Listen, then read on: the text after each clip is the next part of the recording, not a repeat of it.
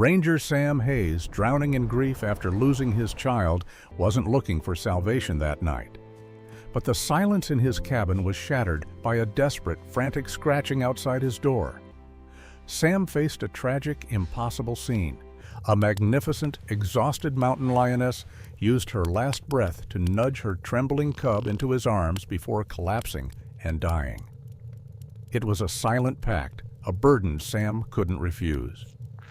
This is the story of Sam Hayes finding himself again, forced to let go of his past pain to defend the freedom of a wild savior. This extraordinary bond will lead them through a legal battle, an ambush by armed poachers, and an unavoidable, heartbreaking separation that changed everything. The quiet didn't soothe Sam Hayes anymore. It just amplified the silence in his heart. It had been over a year since the accident, the camping trip, the storm, the unforgiving river. But the silence of his small ranger cabin in the foothills of Montana was far louder than any memory of the rushing water. 40 years old, with eyes perpetually shadowed by guilt, Sam lived his life in shades of muted gray, his routine a slow, self-imposed exile. He was a caretaker of the wild who had failed to care for his own, and now he sought only the company of the isolation he had built around himself. On a freezing late November night, the wind howled its lonely song outside, rattling the loose panes of the cabin windows. Sam sat by a sputtering wood stove, rereading a worn copy of The Old Man and the Sea, less for the story and more for the quiet resignation of the prose. He was close to that kind of empty stoicism. Then the silence broke. It wasn't the wind. It was a scraping, persistent sound at the bolted cabin door, a low, desperate rhythm that demanded attention. Sam ignored it, turning a page. Just a deer, maybe a hungry coyote, he told himself. But the scraping grew, becoming a heavy, rhythmic thump, followed by a low, guttural moan that was unmistakably leonine. A shock of adrenaline cut through Sam's self-pity. He moved to the door, grabbing the rifle that always rested nearby. He peered through the peephole. All he saw was a wall of tawny fur and the terrifying blur of muscle, before the peephole was obscured by a dark crimson smear. The thumping grew weaker, turning into a frantic, rhythmic tap, tap, tap. Sam wrenched the door open, his rifle raised and froze. Standing on his porch, silhouetted against the weak moonlight, was a magnificent, emaciated mountain lioness. Her flanks were raw, matted with blood, and she was breathing shallowly, radiating an immense, terrible purpose. With the last reserve of her strength, she nudged a tiny, shivering cub nestled between her paws, pushing the terrified, bewildered creature onto the wooden floor of Sam's living room. Then, with a heavy, final sigh that seemed to drain the wildness from the air, the lioness collapsed. She died right there, a dark, motionless mass blocking the doorway, her immense paws curled protectively around nothing. Sam lowered the rifle. He looked down at the cub, no bigger than a house cat, its tiny eyes wide and glossy with terror. A raw, illogical impulse seized him. "No!" a voice screamed in his head. "Don't you dare!" The cub, shivering violently, let out a pathetic, high-pitched mewl that was utterly human in its plea. It was the sound of something needing to be saved. Sam felt the floor fall out from beneath him. For a devastating second, the cub's wide, desperate eyes blurred, replaced by the ghost of his daughter's pale, trusting face, wet and cold just before. He violently shook his head, pushing the memory back into the darkness where it belonged. He dropped the rifle. He had no right to play savior, yet here was a life thrust upon him by a creature's ultimate sacrifice. He stepped over the lioness's body, the stench of blood and death filling the air. He gathered the cold, tiny form of the cub into his arms. Leo, that's what he named him in that desperate moment of involuntary commitment. Sam bolted the door, leaving the massive corpse outside, a silent, terrible monument to survival. In the dim light of the cabin, holding the fragile weight of Leo, Sam realized that the quiet in his heart was finally broken, replaced by a cold, hard sense of dread and duty. He knew with an awful certainty that by saving this cub, he wasn't just breaking every law of the wild. He was opening the door to his own long-buried grief. The body of the lioness was gone by sunrise, a grim duty Sam Hayes performed with numb efficiency. The snow had started to fall again, swiftly covering the bloodstains on the porch. The external world demanded a neat, legal explanation for the dead animal, but Sam offered none, citing a probable territorial dispute and natural causes. He kept his secret locked inside the cabin, the heavy presence of the little cub, whom he still instinctively called Leo, a warm, fragile counterpoint to his overwhelming despair. The first few weeks were a chaotic blur of sleepless nights and panicked improvisation. Sam, who prided himself on his rugged self-reliance, found himself consulting outdated manuals and online forums, trying to figure out how to keep a carnivorous predator, a tiny, helpless one, alive. He rigged a makeshift incubator near the wood stove and began the meticulous, repetitive process of bottle feeding. The routine became his unintentional lifeline. He found solace in the necessities of Leo's care. The montage began. Sam, hands that once skillfully tracked elk, now gingerly wiping Leo's chin clean of milk. Sam carefully weighing the cub daily, charting the slow, miraculous climb on the scale. Sam meticulously cleaning the cabin, a room he had neglected for a year to keep it sterile for Leo. The sound of Leo's soft purring and contented lapping became the new soundtrack of the cabin, slowly overlaying the internal noise of Sam's guilt. He started talking to Leo, not expecting answers, but needing to articulate the fear, the hope, the absurdity of the situation. For the first time since his daughter's death, Sam found a reason to move beyond survival. He had a purpose. He even managed a genuine, unforced laugh one afternoon when Leo, already clumsy and oversized, tried to pounce on his boot. The impossible bond was forming, but the world outside was closing in. Leo was growing, rapidly shedding his kitten fragility.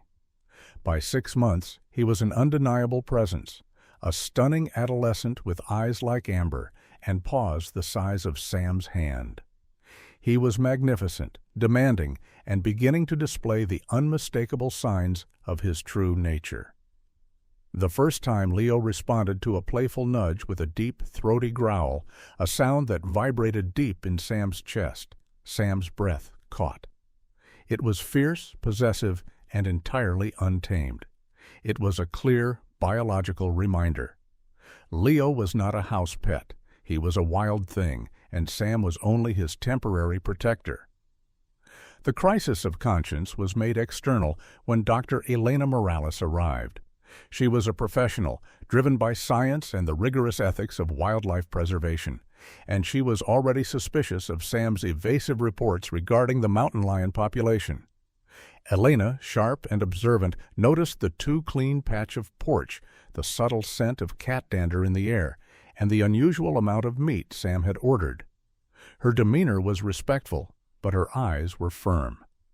"Sam," she stated over coffee, her voice crisp with authority, "if there is any non-endemic, high-risk animal here, you have a legal and ethical obligation to report it. You know that, especially a predator."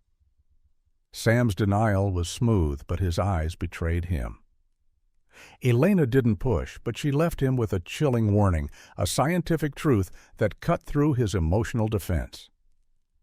"You can teach a cub to drink from a bottle, Sam, but you cannot breed the wild out of him. When his instincts kick in, the human-animal bond collapses. It's inevitable." The inevitable arrived not with instinct, but with the cold, hard logic of the law, personified by Ranger Cole Maddox. Cole was Sam's former colleague and an unforgiving stickler for rules, his ambition often outweighing his empathy. He'd heard rumors of Sam's erratic behavior and was monitoring his activity. Cole showed up unannounced one afternoon, ostensibly for an equipment check. Sam quickly ushered Leo into a large storage crate, covering it with a tarp, but the air in the cabin was heavy with musk. "Smells a little rank in here, Sam," Cole observed, his eyes scanning the room, lingering on the oddly placed locks on the windows and the freshly scrubbed floor. Cole didn't see Leo, but he saw something equally incriminating: a large, unmistakable paw print pressed into the soft clay near the cabin's back door, a print too large to belong to any known wildcat in the immediate area. Sam's blood ran cold as Cole crouched down, his expression hardening into a dangerous blend of suspicion and professional righteousness. "What is this, Sam?" Cole asked, his voice low, no longer a casual inquiry, because whatever it is, it's bigger than a bobcat. "You know what the protocol is for this kind of unauthorized presence?" Sam knew. Protocol meant seizure, possible euthanasia, and certainly the end of his career. He met Cole's gaze, a lifetime of guilt and newfound determination warring in his eyes. "It's nothing, Cole," Sam lied, his jaw tight. "Just a print I haven't tracked down yet. Let me get you that inventory list." Cole left, but not without taking a series of photographs of the print. Sam watched him go, knowing that the easy days of quiet bonding were over. The impossible pact he had made with Leo was now a direct confrontation with the world he had sworn to protect. He rushed back inside, lifted the tarp, and looked at the powerful, beautiful creature he was harboring. The clock was ticking, and it was running out of time for both of them. The confrontation with Cole Maddox was the prelude to war. Cole, driven by protocol and perhaps a streak of professional jealousy toward Sam, submitted his report, complete with the damning photographs of the paw print. Within days, a formal notice arrived at Sam's cabin, an immediate seizure order for the unauthorized animal. Sam appealed, citing the cub's dependent nature and the unique circumstances of its rescue, but the wheels of bureaucracy ground mercilessly. He knew his time was up. Sam spent those final hours desperately trying to teach Leo, now almost fully grown and radiating a lean, coiled power, how to fear humans. He exposed him to loud noises and aggressive motions, trying to trigger the survival instinct that would keep him safe in the wild. Leo, however, only responded with confused loyalty, nudging his face into Sam's hands.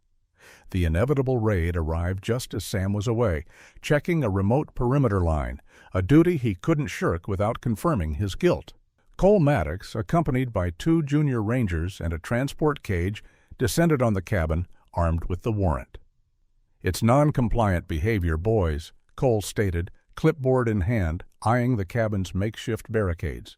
"We follow the letter of the law, get the sedative ready, and secure the perimeter."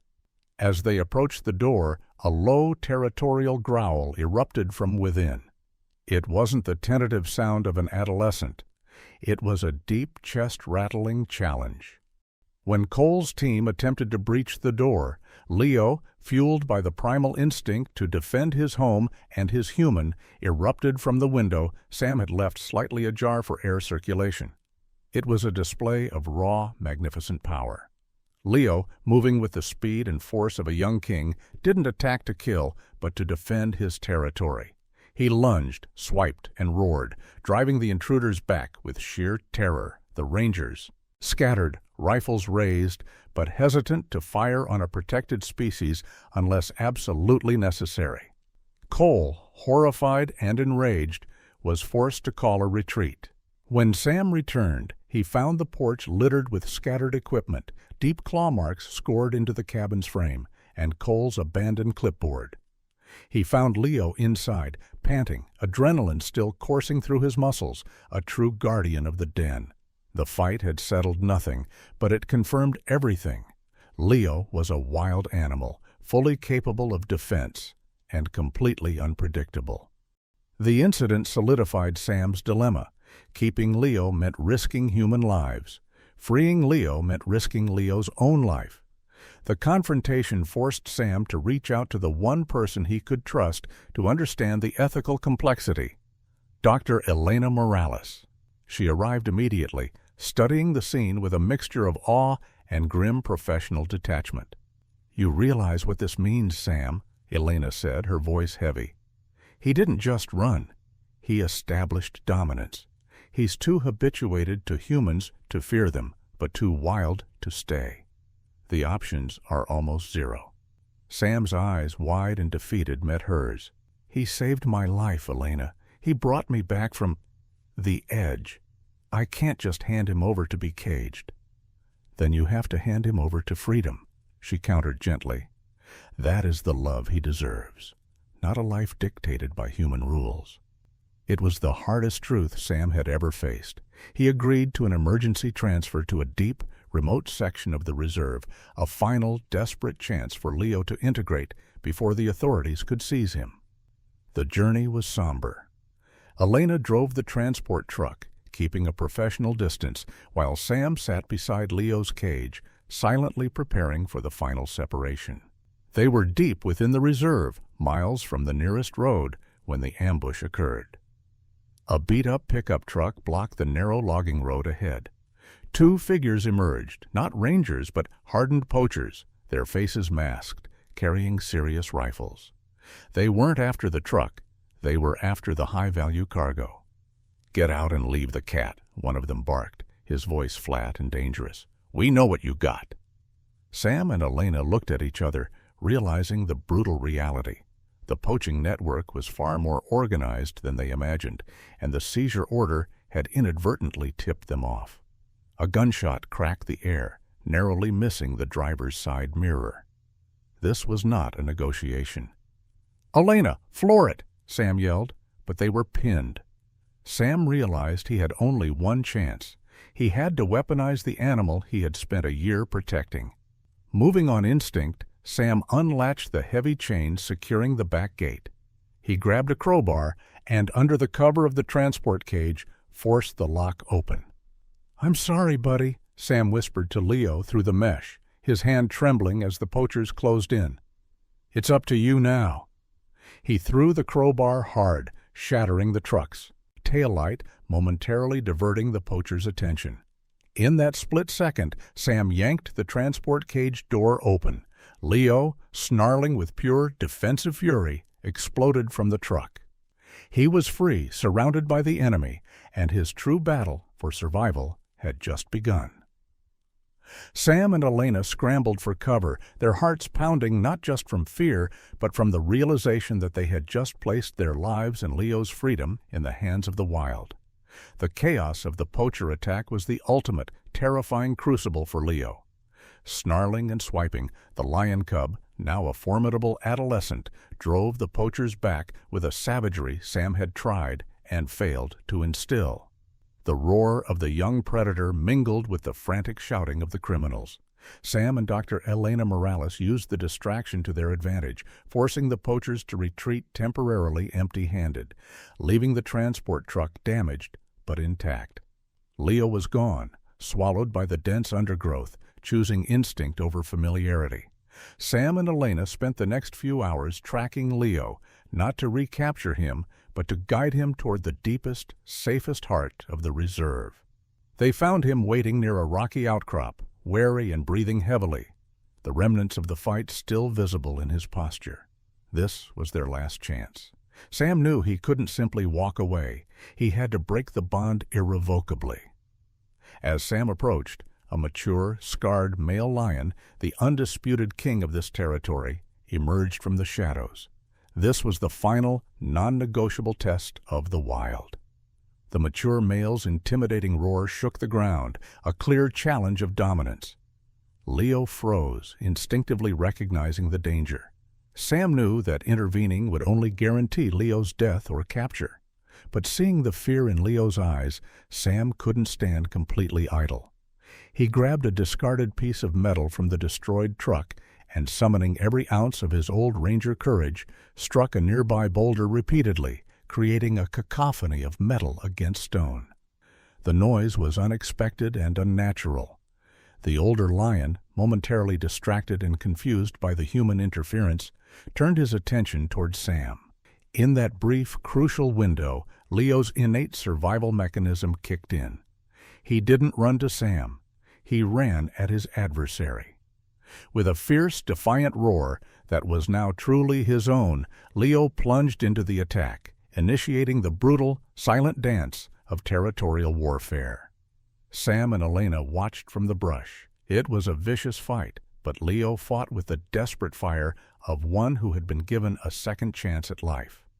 When the fight concluded, the older lion retreated, bleeding but alive, its dominance challenged. Leo stood panting but victorious, a true leader of the next generation. Leo then turned, his amber eyes fixed on Sam, holding his gaze for a long, quiet moment. There was no recognition of owner, only the steady, powerful look of one survivor acknowledging another. Then Leo turned his back and disappeared into the twilight, running toward the true, uncompromising freedom of the wilderness. Sam didn't follow. He simply stood, watching the space where Leo had been, finally accepting the distance. 2 years later, the cabin was immaculate, and Sam Hayes was no longer defined by his guilt. He was the dedicated, if quietly intense, ranger he had always been meant to be.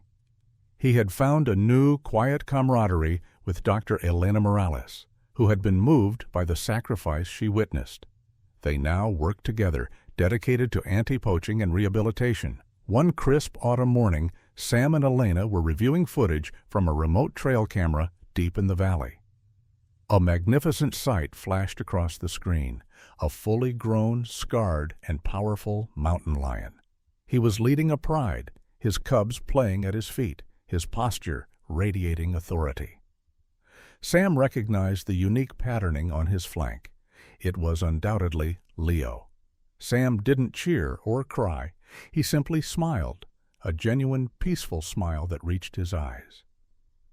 "He made it," Elena whispered, her own eyes shining. "He did," Sam confirmed, a deep sense of peace settling over him. He realized then the ultimate truth.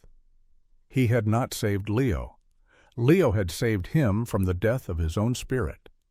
Sam turned off the monitor. He looked at Elena, their shared secret forming the foundation of a silent, hopeful understanding. Sam and Elena stepped out of the cabin, no longer retreating from the world, but walking toward it together, the legacy of a lion's freedom guiding their path. Thank you for joining us on this journey. Before you scroll away, tell me this. Do you believe a bond like theirs could really exist? If this story touched your heart, drop a 1 in the comments so I know you're still with me. And don't forget to subscribe, because the next story might just remind you that sometimes the wild loves us back in ways we'll never forget.